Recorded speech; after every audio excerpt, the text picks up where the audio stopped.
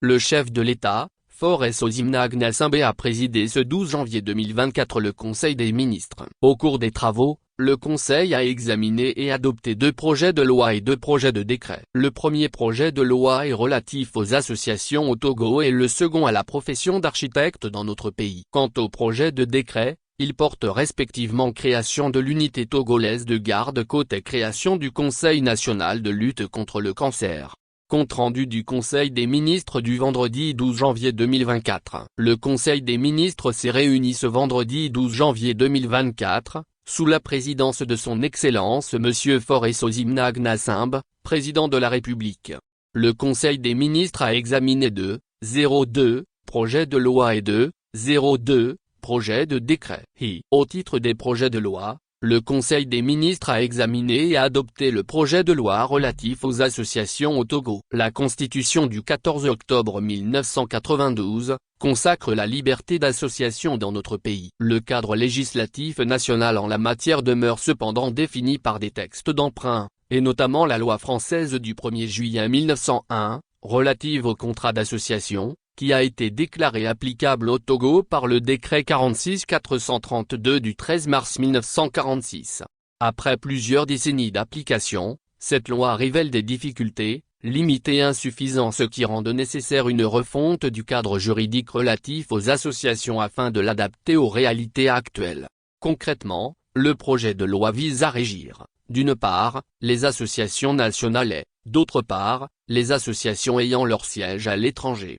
Le Conseil des ministres a examiné et adopté le projet de loi relatif à la profession d'architecte au Togo. La loi N-90-02 du 4 janvier 1990 qui encadre l'exercice de la profession d'architecte dans notre pays, doit être revue pour intégrer les évolutions dans ce secteur. De plus, la mise en œuvre du projet P7 de la feuille de route gouvernementale, qui prévoit la construction de 20 000 logements à coût abordable, implique une importante contribution des architectes, pour laquelle un cadre législatif adapté est indispensable. C'est dans cette optique que le Conseil des ministres a adopté ce projet de loi qui définit les conditions d'une meilleure organisation des architectes exerçant au Togo, pour réorganiser le cadre de la profession d'architecte, ses missions et ses conditions d'exercice. Le projet de loi introduit plusieurs innovations, notamment quant à l'organisation de la prestation de serment, à la composition du Conseil supérieur de l'ordre et les modalités du droit d'établissement des architectes de nationalité étrangère conformément à la directive N-7/CM/UMOA du 16 décembre 2005 relative à la libre circulation et à l'établissement des architectes ressortissants de l'Union.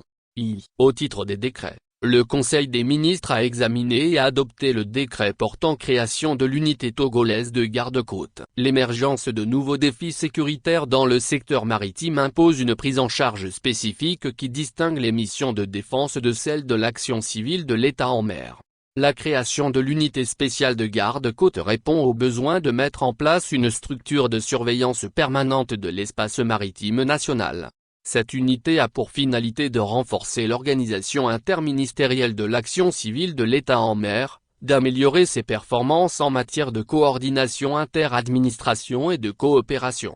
C'est dans cette optique que ce décret met en place une unité togolaise de garde-côte destinée à assurer une meilleure surveillance des eaux togolaises, à lutter contre les trafics opérés par les pirogues en dehors des zones surveillées et à prévenir la pollution en mer. Le Conseil des ministres a examiné et adopté le décret portant création du Conseil national de lutte contre le cancer. Véritable enjeu de santé publique, le cancer est aujourd'hui la 2e cause de mortalité enregistrée dans les hôpitaux de notre sous-région, après les maladies cardiovasculaires.